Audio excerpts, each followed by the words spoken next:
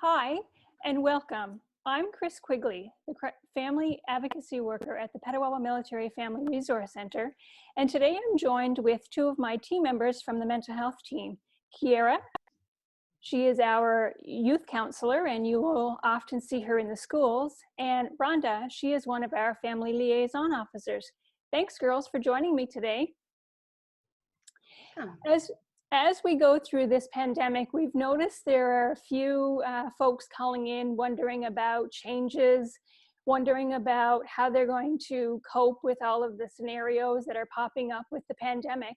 And I thought we could have a little chat with Kierra and Rhonda today to see how they are dealing themselves with this pandemic and what they're supporting their clients with. Girls, are you okay with that? Yeah, absolutely. Perfect. So I've come up with 3 questions, and Rhonda, I'd like to start with you if you're okay. Okay, so Rhonda, can you share with me a little bit about what you think would be important for folks in our military community to know and to think about when they're looking at their own mental well-being?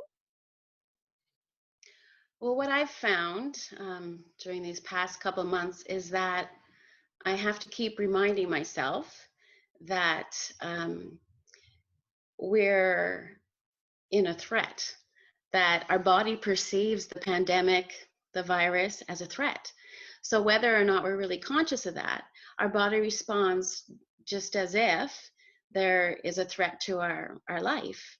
So what can happen, and what I think is happening on a global scale, is that we go into a threat response. And that means we go into fight or flight, sometimes freeze, sometimes a combination of all of those, sometimes at the same time. And our body produces stress chemicals and stress hormones course through our bodies. And it might not look what we typically think that should look like. We're not fighting something or running away from something, but we might get a little bit more irritable. We might be really sleepy. We might feel more alone, especially when we have to social distance like this. So it's really, really important to remind ourselves to physical distance, not social distance, that we can interrupt this pattern. We can interrupt those flow of chemicals, and we can do that with mindfulness. That is so very true. We really have to take a good count of what our body sensations are feeling around this time. Kierra, would you like to add anything to that? I would say that it's important to listen to your feelings and not shut them down, but then also not get so caught up in them that you spiral. So I find that's kind of what I'm trying to do, is balancing, okay, this is how I feel, and not take away from that, because I think it's easy to say well, this really sucks. I mean, for me being pregnant, I'm well, this sucks. I had to cancel my baby shower, and my family can't be here.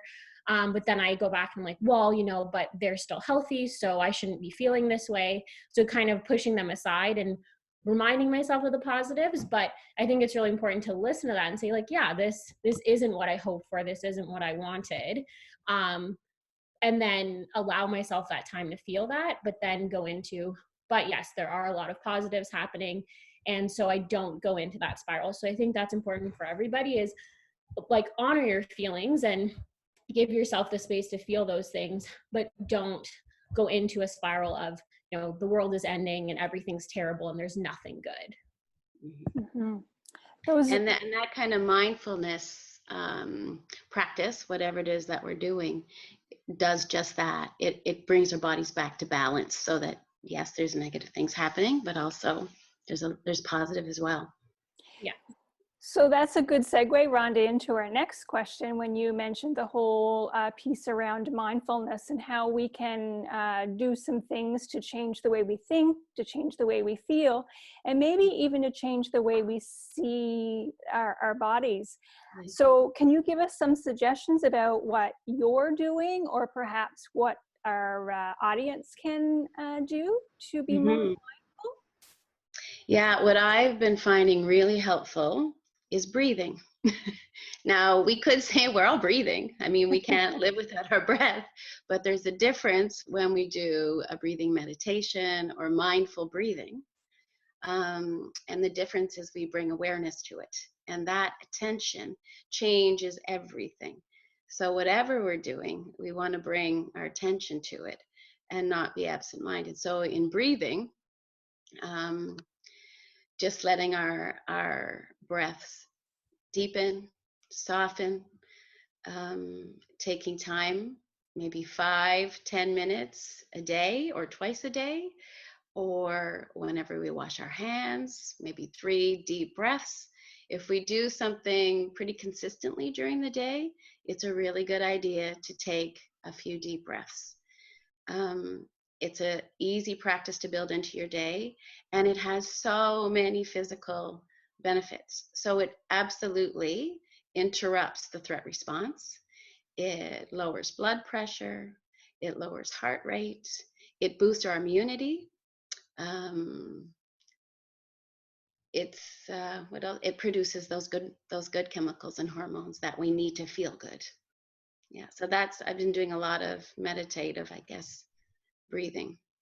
I've also been dancing. So the other thing, and that's kind of like an antidote to the freeze, is to shake it off, to dance. I've been dancing 5-minute dance parties, blast the music and dance. And I've been doing it with my clients too. And we've had a lot of fun. I don't know how we're going to go back to the office with music blasting and dancing around, but we're going to have to find a way, because it's a beautiful antidote to freeze. We certainly will provide the space for you to dance with your clients at work, Rhonda. No problem there.